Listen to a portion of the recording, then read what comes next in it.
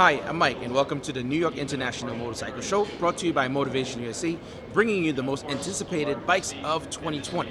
Let's see what we got.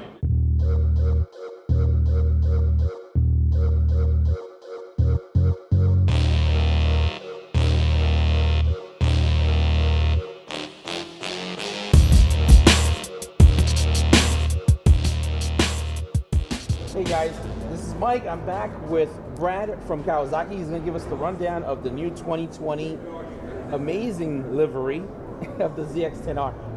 Yeah, it's a great looking bike this year. I really love the new accents you see in the gold. Like you mentioned, some new livery, a little bit of the red accents. It really mimics the World Superbike. Obviously, we've been having a lot of success in World Superbike with Mr.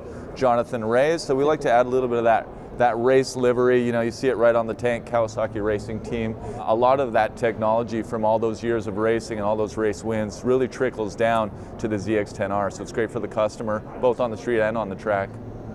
This is an extremely anticipated motorcycle that most people that ride out here, they love sport bikes and super bikes, and Kawasaki's at the top tier when we talk about super bike and what makes this bike special in terms of performance, and then of course the package that you get in terms of riding modes and everything else. What can you tell us? Yeah, I mean, I think the biggest thing I could say, talking with the engineers and the race team, is how it's a complete package. So there's not just, you know, one element that makes this better than the others.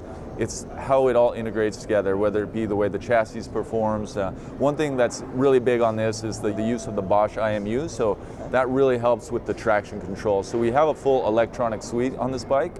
What that does is it actually allows everything to work together in unison. So the traction controls working with the power modes, you know, and everything is working together to basically read what the rider's doing and then make small adjustments to make sure you're basically getting the best ride. So you have power modes, you have multi-level traction control, so this is going to allow for, you know, the desired amount of wheel spin that you want or don't want. You've also got a slipper clutch on this bike, so that also works really well. So that's working with all the electronic systems, and what the assistant slipper clutch is going to do is make sure when you're coming into the corner, you know, either on the track or on the street, making sure that it keeps the rear wheel in line. It's going to eliminate rear wheel hops, so keep everything really smooth while you're on the track or on the street. So if you're downshifting it too hot, it'll automatically regulate it for you. Exactly. Nice. So it's going to, you know, allow the clutch to slip at the right rate, so it keeps everything smooth.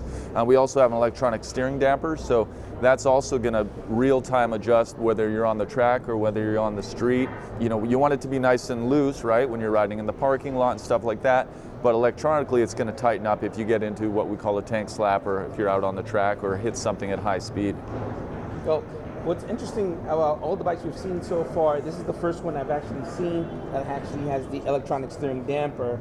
Usually you have to either preset it or kind of forget it once you put it on, kind of thing. I love that, the fact that it's automatically being calculated as you're going based on your riding mode also. And I'm assuming this bike has quick shifter up and down, or it does, yeah. So it does, yeah.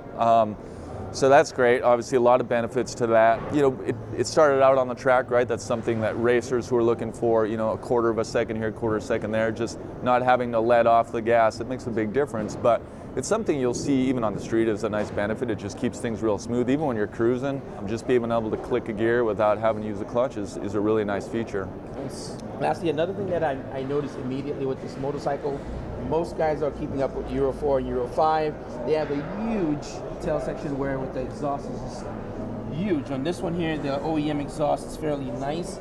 It's very streamlined with the bike. Where's the cat actually here? Yeah, it's really hidden, you know, unless you pull the bike over. You know, it's mostly underneath the bike. On some of the naked bikes, you'll see it a little bit more with the fairing. It covers it. That's one thing Kawasaki's always been kind of ahead of the curve, making sure we're always Euro 5 compliant, Euro 4 compliant, really clean emissions bikes across the whole lineup, and the ZX10 is no different. Nice.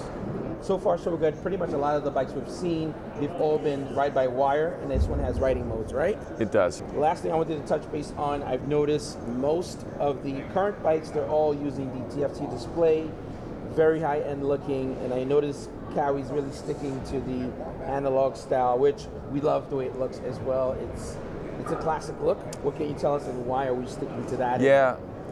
No, you know, I know a lot of people are probably going to ask that question over the weekend. I mean, this one was you know, when it came out, it was the most advanced, right? So for us, this is like what the TFT is for us now. It was our latest, greatest. So I think look for it in the future for sure. They concentrate a lot on performance on this bike, right? So things they were doing with finger follower valves and titanium, you know, pieces, that was major priority on that. But you know, look for things to come for sure in the gauge area in the future. Also, I'm looking at the forks here. They're Showa forks, right? Yeah. Then you also have Brembo master cylinders on here. Are these adjustable manually, or are they calibrated? Yeah, no, everything is manual on this bike, and that's the way most people are going to want it on the track, right? Because you're fine-tuning every little thing. Where we use our electronic suspension more is what you're going to see on our sport bikes that are a little bit more, again, road biased. You know, something where you're going to be riding 2 up some days, you're going to be riding on a bumpy road one day, a smoother road the other day. So electronic suspension is great for that. Whereas when you're talking about something that's a little more track performance oriented, most of those people are going to want to tinker and fine tune, and so it is manual on this ZX10. And it's one of the things that's beautiful about this bike, guys, is that the focus behind the Kawi is dedicated. If you want a track weapon, something that's amazing and have some amazing technologies into it, this is where you want to go. So if you guys are looking any parts for this bike in the upcoming season, or maybe in 2020 you're planning to grab one, make sure you grab one at motivationusa.com. Only place to shop for premium accessories. So thank you. Thank you. Thank you, man. Appreciate it. That was awesome.